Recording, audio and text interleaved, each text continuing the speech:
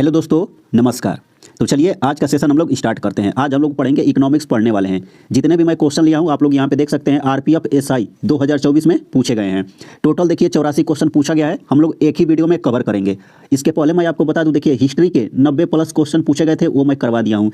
Geography के समझ जाइए 80+ क्वेश्चन पूछे गए थे, वो भी मैं करवा दिया हूँ। और उसके बाद से पॉलिटी के समझ जाइए 100+ क्वेश्चन पूछे गए थे, वो भी मैं करवा दिया हूँ। अगर आप लोग नहीं देखे हैं तो चैनल पे प्लेलिस्ट बना दी गई है, आप लोग वहाँ से जाके देख सकते हैं और अपना रिवीजन कर सकते हैं। तो चलिए आज का सेशन हम लोग स्टार्ट करते हैं। इसके पहले मैं बता दूँ, अगर आप लोग देखिए ALP CBT 1 का अगर मैथ का सोल्यूशन चैप्टर वाइज अगर आप लोग देखना चाहते हैं तो वो भी मैं चैनल पे करवा दिया हूँ, उसको भी आप लोग देख सकते हैं। तो चलिए सेशन स्टार्ट करते हैं और इस क्लास के PDF आने के लिए टेलीग्राम चैनल ज्वाइन कर लीजिएगा। तो चलिए आइए, फर्स्ट क्वेश्चन आपके सामने दिखेगा, आप लोग अच्छे से समझिए। देखिए क्या लिखा गया है। लिखा गया है निम्नलिखित में से कौन सा विकल्प श्रम बाजार में मजदूरी और कीमत लोचशीलता स्तर के लिए किन्स के उपागमन को निरूपित करता है। तो इसका राइट आंसर क्या हो जाएगा, मजदूरी और कीमत स्थिर होते हैं, यानी ऑप्शन नंबर डी हो जाएगा। पहले का ऑप्शन नंबर डी।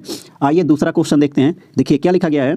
कुशल बाजार परिकल्पना EMH पूंजी परिसंपत्ति मूल्य निर्धारण मॉडल CAPM का आधार है और EMH की वैधता का परीक्षण करने के लिए कोई जांच कर सकता है यदि ऐतिहासिक डेटा CAPM का खंडन करता है या नहीं। यदि ऐतिहासिक डेटा CAPM का खंडन करता है तो कुल बाजार परिकल्पना के संबंध में निम्नलिखित में से कौन सा अर्थ होगा। तो इसका अर्थ कौन सा हो जाएगा, तो देखिए दूसरे का ऑप्शन नंबर आपका ए सही हो जाएगा, मतलब ए वाला ऑप्शन सही है। क्या बोला गया है, इसका अर्थ यह होगा कि बाजार अकुशल है। तो आइए नेक्स्ट क्वेश्चन देखते हैं। तीसरे क्वेश्चन पे हम लोग आगे बढ़ते हैं। देखिए क्या लिखा गया है। भारत की कर सुधार समिति TRC 1991 के संबंध में निम्नलिखित में से कौन सा कथन गलत है। तो इसका राइट आंसर क्या हो जाएगा, ऑप्शन नंबर बी हो जाएगा। क्या लिखा गया है, देखिए समिति ने कारपोरेट टैक्स को चरणबद्ध तरीके से घटाकर 10% करने और कारपोरेट टैक्स पर सरचार्ज जारी रखने का सुझाव दिया है। अगला क्वेश्चन है, निम्नलिखित में से कौन सा उपभोग फलन का सूत्र है। उपभोग फलन का सूत्र क्या हो जाएगा, तो आप लोग देखिए C बराबर हो जाएगा C पे बार माइनस CYD, मतलब ये ऑप्शन नंबर आपका C सही हो जाएगा। आप लोग यहाँ पे देख सकते हैं ऑप्शन नंबर C सही हो जाएगा। आइए नेक्स्ट क्वेश्चन देखते हैं। देखिए क्या लिखा गया है। लिखा गया है राजकोषीय उत्तरदायित्व एवं बजट प्रबंधन अधिनियम 2003 की विशेषता क्या है।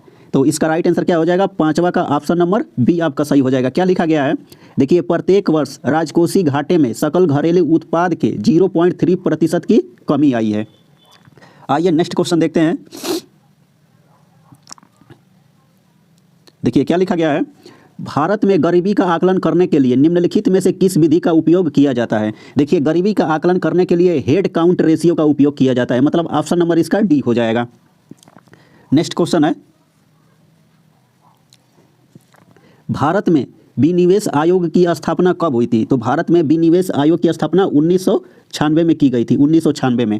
अगला क्वेश्चन है, किस समिति ने समान संदर्भ अवधि के विरुद्ध मिश्रित संदर्भ अवधि के उपयोग की सिफारिश की थी। तो कौन समिति थी, तो ये तेंदुलकर निर्यात समूह हो जाएगा ना, तेंदुलकर निर्यात समूह, मतलब 8 का ऑप्शन नंबर बी हो जाएगा। आइए नेक्स्ट क्वेश्चन देखते हैं। देखिए 7वां क्वेश्चन पे हम लोग पढ़ते हैं। देखिए 8 तो हम लोग पढ़ दिए, 8वां हम लोगों को 9वां पढ़ना है। देखिए क्या लिखा गया है। 1 सेकेंड, थोड़ा सा इधर मैं करूं अच्छे से आप लोगों को दिखे। देखिए लिखा गया है यक्स के लिए y का सीमांत प्रतिस्थापन दर MRS कब प्रासंगिक होता है। तो ये कब होता है, तो आप लोग देखिए इसका राइट आंसर क्या हो जाएगा। देखिए 9वां का क्या हो जाएगा, बी वाला सही हो जाएगा। तो आइए हम लोग बी को पढ़ते हैं। जब उपभोक्ता y के अतिरिक्त इकाई के लिए यक्स को छोड़ने को तैयार हो। अगला क्वेश्चन है, राष्ट्रीय लेखांकन में पर्यावरणीय रक्षात्मक व्ययों को समग्र स्तर पर कैसे वर्गीकृत किया जाता है। तो मध्यवर्ती खपत से, यानी ऑप्शन नंबर ए हो जाएगा। आइए नेक्स्ट क्वेश्चन देखते हैं। देखिए क्या लिखा गया है। लिखा गया है 1999 से 2000 तक भारत में कितने प्रतिशत व्यक्ति द्वितीयक क्षेत्र में कार्यरत थे। तो कितने % व्यक्ति भारत में द्वितीय क्षेत्र में कार्यरत थे, तो 11 का आपका 15.8% हो जाएगा, मतलब ऑप्शन नंबर आपका क्या हो जाएगा, ए सही हो जाएगा। आइए नेक्स्ट क्वेश्चन देखते हैं। डैश संसाधनों का उचित वितरण जिसमें प्रत्येक भारतीय को अपनी मूलभूत ज़रूरतों को पूरा करने में सक्षम होना चाहिए और धन के वितरण में असमानता कम होनी चाहिए। तो क्या हो जाएगा इसका आपका हिस्सेदारी, यानी ऑप्शन नंबर इसका डी हो जाएगा। नेक्स्ट क्वेश्चन है, देखिए क्या लिखा गया है, भारत में कृषि क्लिनिक और कृषि व्यवसाय केंद्र एसी और एबीसी योजना के संबंध में निम्नलिखित में से कौन सा कथन गलत है। तो आप लोग कमेंट करके बता सकते हैं कौन सा इसमें कथन गलत हो जाएगा। देखिए क्या हो जाएगा, एसी एवं एबीसी योजना अप्रैल 2008 में कार्यान्वयनाधीन थी। तो आइए नेक्स्ट क्वेश्चन देखते हैं, 14 नंबर। देखिए क्या लिखा गया है, निम्नलिखित में से कौन सा वाणिज्य बैंकों का द्वितीयक कार्य है। तो ये कौन सा हो जाएगा, एजेंसी के कार्य करना, मतलब ऑप्शन नंबर इसका डी हो जाएगा। अगला क्वेश्चन क्या लिखा गया है, निम्नलिखित में से कौन सी औसत बचत प्रवृत्ति है। तो औसत बचत प्रवृत्ति क्या हो जाएगा, देखिए 15 का आपका ऑप्शन नंबर ए सही हो जाएगा। क्या लिखा गया है, यह प्रति आय इकाई बचत है। औसत बचत प्रवृत्ति क्या है, यह प्रति आय इकाई बचत है। आइए नेक्स्ट क्वेश्चन देखते हैं। देखिए क्या लिखा गया है, निम्नलिखित में से कौन सा कथन वैश्वीकरण के बारे में सही नहीं है।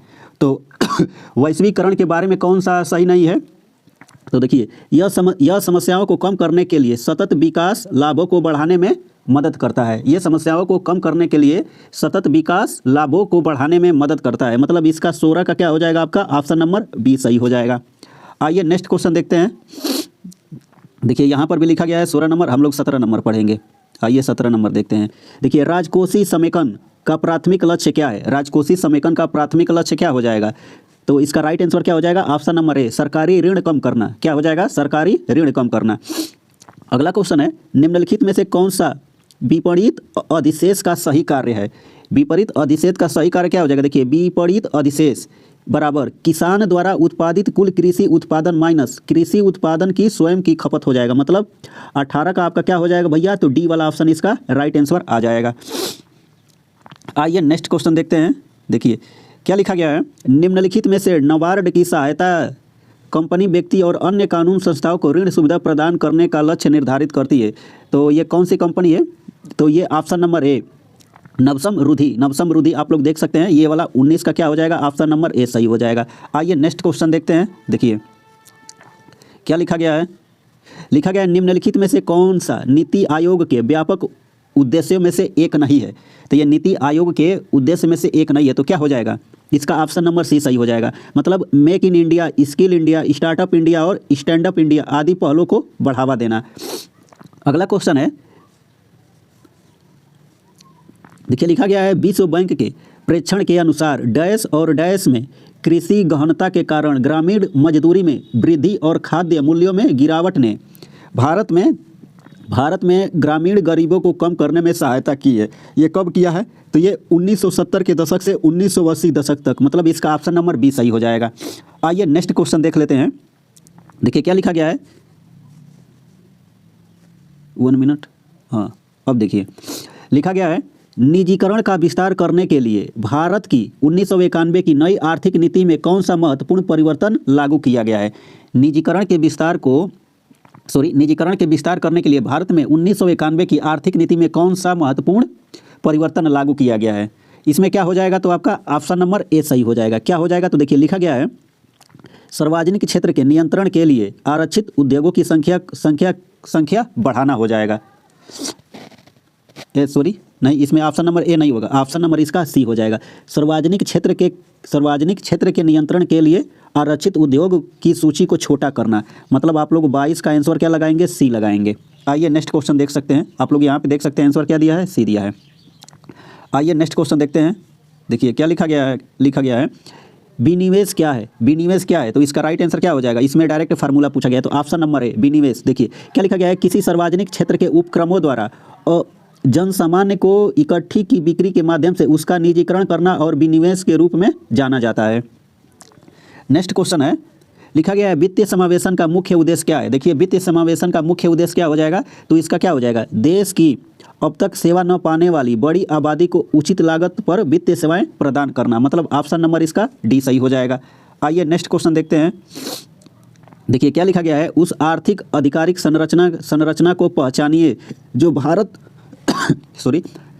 और विश्व स्तर दोनों पर स्टॉक ट्रेडिंग, विभिन्न प्रकार के निवेश और जमा वित्तीय पोषक पहल और ऋण प्रेषण जैसी वित्त गतिविधियों का समर्थन करती है। तो ये क्या हो जाएगा, बैंकिंग संस्था हो जाएगा। अगला क्वेश्चन है, निम्नलिखित में से कौन सा वैश्वीकरण की परिभाषा है। वैश्वीकरण की परिभाषा क्या हो जाएगी, तो देखिए क्या हो जाएगा, तो वैश्वीकरण भिन्न भिन्न नीतियों का परिमाण है जिसका उद्देश्य विश्व को अधिक अंत निर्भरता या एकीकरण को परिवर्तित करता है। यानी 26 का ऑप्शन नंबर ए हो जाएगा। नेक्स्ट क्वेश्चन है, बैंक में डैश शामिल है। बैंक में क्या शामिल हो जाएगा, तो IBRD मतलब सी वाला IBRD शामिल हो जाएगा। ऑप्शन नंबर सी इसका राइट आंसर हो जाएगा। आइए नेक्स्ट क्वेश्चन देखते हैं। देखिए लिखा गया है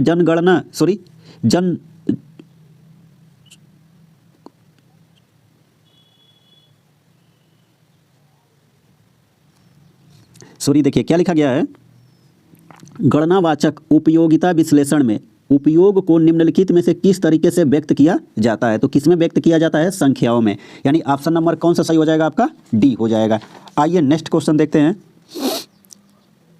देखिए क्या लिखा गया है, निम्नलिखित में से किसे पारंपरिक पद्धति में विशेष रूप से मुद्रवत रूप में परिभाषित किया गया है। तो ये किसे किया गया है, तो वित्तीय लिखित जो विनिमय के मध्य नहीं है बल्कि स्थान पत्र है। ऑप्शन नंबर इसका क्या हो जाएगा, डी हो जाएगा। आइए नेक्स्ट क्वेश्चन देखते हैं। लिखा गया है, कृषि उपज का वह भाग जो किसानों द्वारा बाजार में बेचा जाता है कहलाता है, क्या कहलाता है, तो मार्केट सरप्लस कहलाता है। यानी ऑप्शन नंबर इसका डी हो जाएगा। अगला क्वेश्चन है, कौन सी योजना अर्थव्यवस्था के सभी पहलुओं को शामिल करने का लक्ष्य निर्धारित करती है। तो ये कौन सी योजना है, तो ये व्यापक योजना है। ऑप्शन नंबर इसका डी हो जाएगा। आइए नेक्स्ट क्वेश्चन देखते हैं। देखिए क्या लिखा गया है, प्रशुल्क और व्यापार संबंधित सामान्य करार के उत्तराधिकारी संगठन की स्थापना की गई थी। तो ये कब किया गया था, तो 1995 में किया गया था। मतलब 32 का ऑप्शन नंबर क्या हो जाएगा, सी सही हो जाएगा। आइए नेक्स्ट क्वेश्चन देखते हैं। सूक्ष्म वित्त संस्था भारत के सुदूर ग्रामीण क्षेत्रों में वित्त समावेशन में किस प्रकार योगदान करते हैं। तो ये किस प्रकार योगदान करते हैं, तो पहुंच बढ़ाने के लिए स्थानीय गैर सरकारी संगठनों का, मतलब 33 का आपका ऑप्शन नंबर सी हो जाएगा।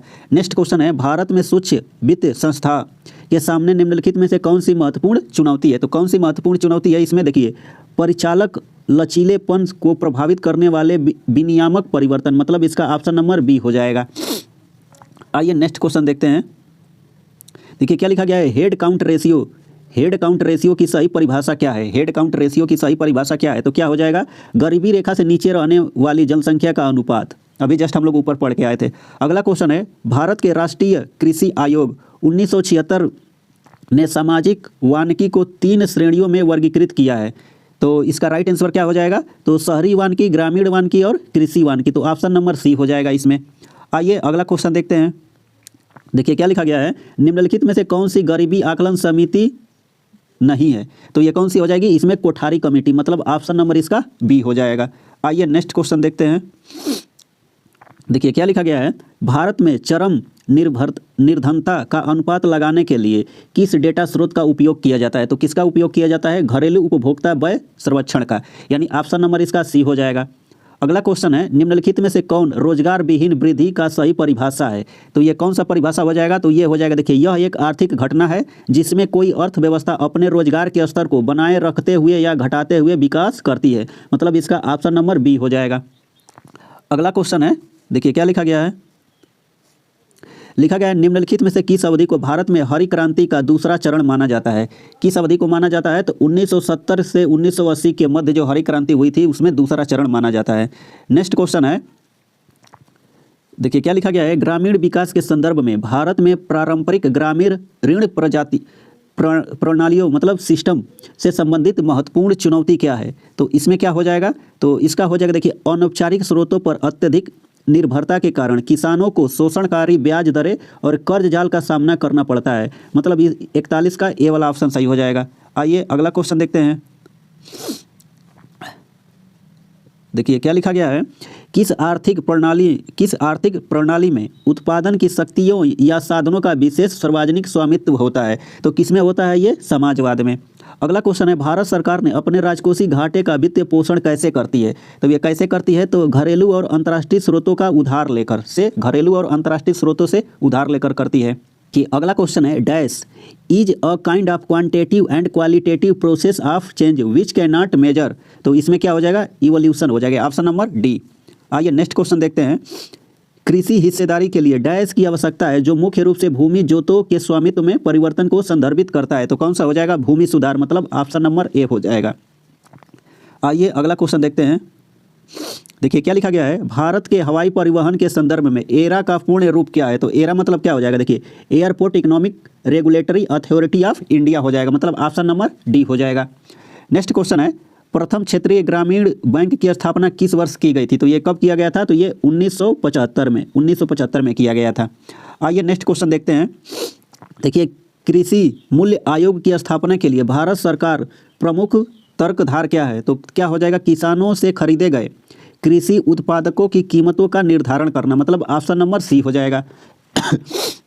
नेक्स्ट क्वेश्चन है, देना बैंक का विलय किस सार्वजनिक बैंक में हुआ था? तो किस बैंक में हुआ था? तो बैंक ऑफ बड़ौदा। आइए नेक्स्ट क्वेश्चन देखते हैं। लिखा गया है, भारतीय अर्थव्यवस्था के अनौपचारिक क्षेत्र में रोजगार की विशेषता क्या है? तो क्या हो जाएगा? तो रोजगार में मुख्य रूप से स्वरोजगार या लघु अपंजीकृत व्यवसाय शामिल होते हैं, यानी ऑप्शन नंबर डी हो जाएगा। डैश, देखिए 51 नंबर है, डैश किसी देश में उत्पादित वस्तु और सेवाओं के कुल मूल्य जो विदेश से प्राप्त आय के अतिरिक्त होता है उसे क्या बोलते हैं? तो ये सकल घरेलू उत्पाद बोलते हैं, ऑप्शन नंबर सी। 1991 में अंतर्राष्ट्रीय समायोजन के लिए रुपये को किया गया था, क्या किया गया था? अवमूलित किया गया था, यानी ऑप्शन नंबर डी हो जाएगा। आइए नेक्स्ट क्वेश्चन देखते हैं। 53 नंबर में क्या सही हो जाएगा? तो बस आप लोगों को पढ़ना है और जवाब अच्छे से देना है। देखिए लिखा गया है, भारतीय रिजर्व बैंक मुद्रास्फीति को नियंत्रित करने के लिए रेपो दर का उपयोग कैसे करती है?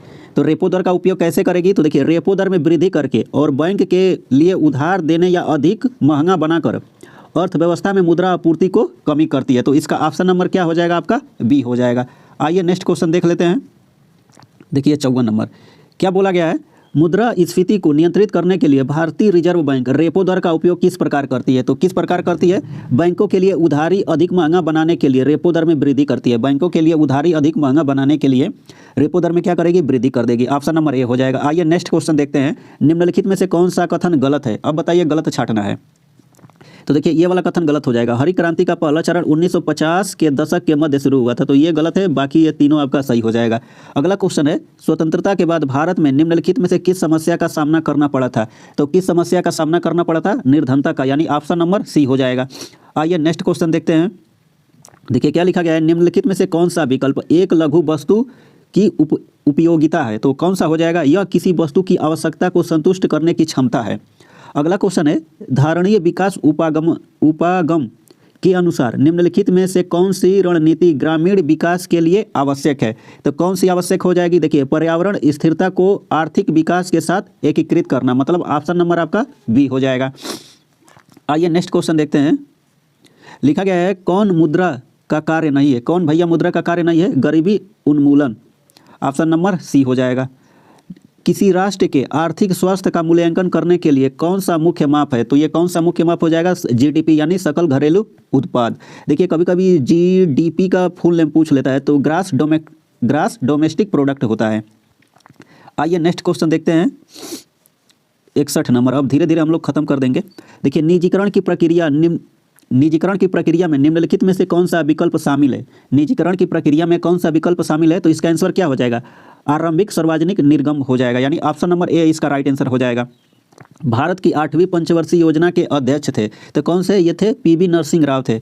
निम्नलिखित में से कौन सा कृषि क्षेत्र पर ग्रामीण अवसंरचना विकास का प्रत्यक्ष प्रभाव है? तो क्या हो जाएगा? देखिए बेहतरीन सिंचाई भंडार और परिवहन सुविधा के माध्यम से कृषि उत्पाद में वृद्धि करना, यानी 63 का आपका ऑप्शन नंबर ए हो जाएगा।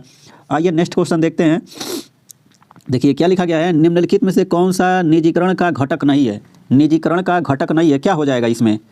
तो आपका हो जाएगा इसका सार्वजनिक प्रबंधन। क्या हो जाएगा? सार्वजनिक प्रबंधन हो जाएगा। तो आइए नेक्स्ट क्वेश्चन देखते हैं। देखिए क्या लिखा गया है, भारत में प्रौद्योगिकी उन्नति ने रोजगार प्रवाह को किस प्रकार प्रभावित किया है? तो आइए इसके ऑप्शन आप लोग यहाँ पे देख सकते हैं, और चलिए इसके ऑप्शन हम लोग इधर से देखते हैं। इसको आप अच्छे से पढ़िए, यहाँ से दिख रहा होगा। देखिए क्या लिखा गया है, भारत में प्रौद्योगिकी उन्नति ने रोजगार प्रवाह को किस प्रकार प्रभावित किया है? तो ये कैसे प्रभावित किया है? तो इसका राइट आंसर क्या हो जाएगा? देखिए सी वाला हो जाएगा। इसने विशेष रूप से आईटी और सेवाओं क्षेत्र में नए रोजगार के अवसर उत्पन्न किए हैं और साथ ही पारंपरिक नौकरी को भी विस्थापित किया है। आइए नेक्स्ट क्वेश्चन देखते हैं। निम्नलिखित में से कौन सा एक विदेशी बैंक है, कौन सा एक विदेशी बैंक है, तो क्या हो जाएगा बीएनपी, बीएनपी परिभाष हो जाएगा, यानी ऑप्शन नंबर सी। देखिए क्या लिखा गया है, निम्नलिखित में से कौन सा वैश्वीकरण के विरुद्ध है, हो जाएगा इसका वैश्वीकरण आर्थिक विषमताओं को बढ़ाता है, यानी ऑप्शन नंबर बी हो जाएगा। आइए नेक्स्ट क्वेश्चन देखते हैं। निम्नलिखित में से कौन सा कथन वैश्वीकरण से संबंधित नहीं है, तो ये कौन सा कथन हो जाएगा, तो यह विकासशील देशों के लोगों के कल्याण के लिए संकट पैदा करता है, तो ऑप्शन नंबर सी हो जाएगा इसका। आइए अगला क्वेश्चन देखते हैं। देखिए क्या लिखा गया है, स्वयं सहायता समूह पहल जैसे ग्रामीण विकास कार्यक्रम ग्रामीण में लैंगिक समानता में किस प्रकार योगदान देते हैं, तो ये किस प्रकार देते हैं, वित्त नेतृत्व की भूमिका और निर्णय लेने में महिलाओं की पहुंच बढ़ाकर, यानी ऑप्शन नंबर क्या हो जाएगा आपका डी हो जाएगा। आइए नेक्स्ट क्वेश्चन देखते हैं। देखिए संधारणीय कृषि पद्धतियां ग्रामीण विकास में संबंधित प्रकार योगदान देती है, किस प्रकार ये योगदान देती है, तो क्या देती है, देखिए मृदा स्वास्थ्य, जल संरक्षण और जैव विविधता को बढ़ाकर, जिससे दीर्घकालीन कृषि उत्पादन और ग्रामीण आजीविका को बेहतर बनाया जा सकता है, यानी ऑप्शन नंबर इसका बी हो जाएगा। निम्नलिखित में से किसे तकनीकी कृषि सुधार नहीं माना जाता है, मतलब ऐसे इसको लिखना चाहिए कि इनमें से किसे तकनीकी सुधार नहीं माना जाता है, तो क्या हो जाएगा बिचौलिया का उन्मूलन, यानी ऑप्शन नंबर इसका सी हो जाएगा। आइए नेक्स्ट क्वेश्चन देखते हैं। भारतीय प्रतिभूति एवं विनिमय बोर्ड सेबी के निवेशकों की सुरक्षा कैसे करता है, तो ये धोखाधड़ी को रोकने के लिए स्टॉक एजेंसी की प्रतिभूतियों का विनियमित करके, यानी ऑप्शन नंबर इसका क्या हो जाएगा ए हो जाएगा।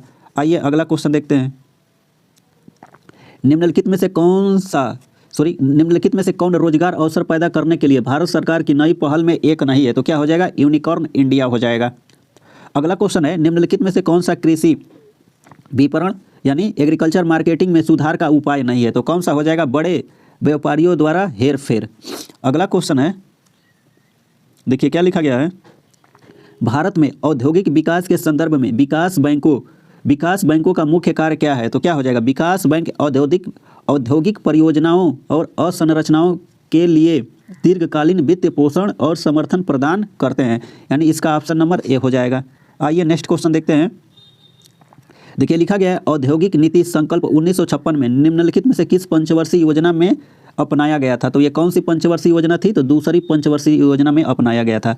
भारतीय लघु उद्योग विकास और ईएमएस की वृद्धि में क्या अनूठी भूमिका है, क्या हो जाएगा इसका उत्तर हो जाएगा, देखिए लघु और मध्य उद्यमों के लिए वित्तीय तक पहुंच को सुगम बनाना, लघु और मध्य उद्यमों के लिए वित्तीय तक पहुंच बनाना हो जाएगा। अगला क्वेश्चन है, निम्नलिखित में से कौन सी रंग क्रांति स्वतंत्रता के बाद भारत से संबंधित कृषि क्षेत्र में उत्पादन में उल्लेखनीय वृद्धि सुमेलित नहीं है, तो इसका क्या हो जाएगा, देखिए नीली क्रांति ये फल सब्जी से तो नहीं है, मत्स्य पालन से है, पीली क्रांति भी सही है, श्वेत क्रांति भी सही है, हरी क्रांति भी सही है, तो ऑप्शन ए इसका राइट आंसर आ जाएगा। आइए नेक्स्ट क्वेश्चन देखते हैं। देखिए क्या लिखा गया है, निम्नलिखित में से किस राज्य में बहुआयामी गरीबों का प्रतिशत अधिक है, तो ये कहाँ पे है, बिहार में, ऑप्शन नंबर ए। स्वतंत्रता पूर्व भारत में गरीबी रेखा की अवधारणा पर चर्चा करने वाले प्रथम व्यक्ति थे, ये कौन थे, दादा भाई नौरोजी। भारतीय अर्थव्यवस्था में लघु उद्योग विकास बैंक निम्नलिखित में से कौन सी भूमिका निभाता है, तो कौन सी ये भूमिका निभाएगा, आइए इसको यहाँ से हम लोग पढ़ते हैं, तो ये कौन सी भूमिका निभाएगा आप लोग बता सकते हैं, ऑप्शन नंबर बी हो जाएगा, सूक्ष्म लघु और मध्य उद्यमों को वित्तीय पोषित करना और बढ़ावा देना। अगला क्वेश्चन है, भारतीय अर्थव्यवस्था में राष्ट्रीय कृषि ग्रामीण विकास बैंक की प्राथमिक भूमिका क्या है, तो ये क्या हो जाएगा, ग्रामीण अवसंरचना को वित्तीय पोषित करना और कृषि विकास का समर्थन करना। नेक्स्ट क्वेश्चन है, भारत में किस सरकारी कार्यक्रम का उद्देश्य ग्रामीण क्षेत्रों में रोजगार सृजन के माध्यम से गरीबी उन्मूलन है, तो ये कौन सा हो जाएगा, महात्मा गांधी राष्ट्रीय रोजगार गारंटी योजना यानी मनरेगा। अब 84 लास्ट क्वेश्चन है, जनवरी 2015 में भारत सरकार ने योजना आयोग का नाम बदल दिया, क्या रख दिया था, नीति आयोग। बस ये ऑप्शन इसमें नहीं है, आप लोग इतना तो क्वेश्चन कर ही सकते हैं। तो उम्मीद करता हूँ कि ये सेशन आप लोगों को अच्छा लगा होगा, बाकी धीरे धीरे मैं स्टैटिक जी का भी कंप्लीट कर दूंगा। तो चलिए तब तक के लिए नमस्कार, जय राम जी की।